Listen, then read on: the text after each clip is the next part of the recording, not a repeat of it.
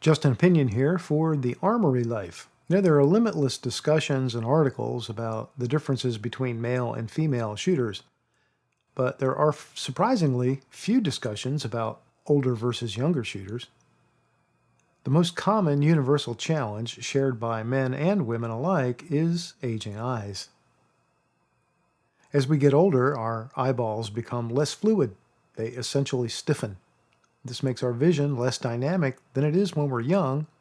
Most often, it's the near vision that suffers the most. If you're starting to hold your newspaper at arm's length, or you're using a magnifier to read the restaurant menu, you know what I'm talking about. And for shooters, this means that at some point, you're going to lose the sharp focus you had on the front sight while still being able to see the target well. The good news is that today we have a lot of options to overcome the challenge that didn't exist a few years ago.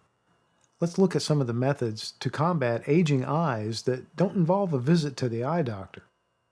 New fixed sights can be the simplest solution if you're having trouble distinguishing the front sight from the rear sight and the target.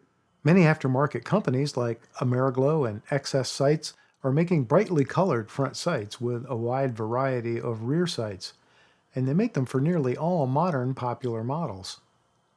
In fact, many manufacturers use these companies to supply their OEM sights that you get on some of the premium handguns. These sights were installed on the Springfield XDE as part of the customization by Langdon Tactical, and as you can see, they stand out nicely from anything downrange. Most brands of sights also offer tritium front sights as well. The stock sights on this Springfield Armory Hellcat are a great example of what's available right out of the box. A brightly visible front sight with a tritium night sight insert, and a nicely outlined U-notch in the rear sight. For a lot of shooters, this is going to be all the difference they really need. Another solution to the challenge of seeing the front sight has been addressed by the use of fiber optic front sights. This type of sight consists of a front sight that holds a small translucent tube.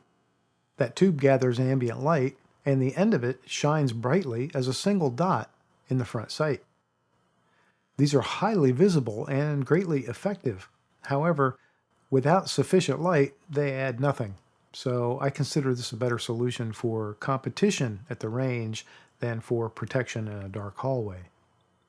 Introducing electronics is another way that the industry has been dealing with the issue of improving gun sights. Laser sights have become commonplace and are available in a variety of types, styles, and sizes. Most laser sights are aftermarket add-ons, and many include very useful options like a flashlight. Having a system like this on your gun and practicing with it is a very nice tool to combat sighting issues.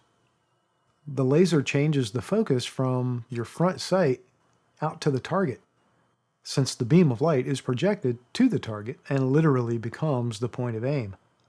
Lasers have some drawbacks. For example, you have to switch it on when you need it, and no matter how easy that seems, under stress, it could cause a delay. Also, if you holster the gun, you're going to need a holster that was designed to accommodate that laser. The next step in the evolution of sights, and the most recent explosion of innovation in the industry, is that of the miniature reflex sight, commonly referred to simply as red dots.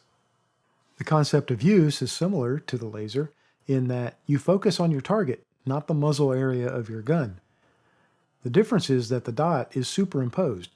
It's projected onto the small lens of the optic and not all the way out to the target. Because there is no parallax, you don't have to be in perfect alignment to have a good point of aim.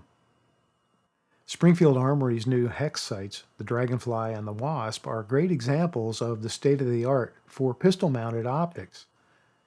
They also have automatic brightness technology.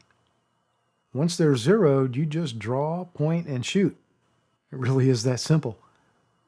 More and more guns are available with slide cuts ready to accept these optics, like the Springfield OSP line.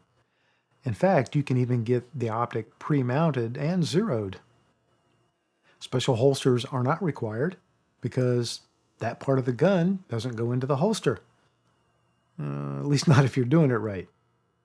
So which of these options is right for you? If you're like me, you might mix and match, depending on your circumstances. Every one of these solutions is a good one. It's just a matter of finding the best one to fit your needs.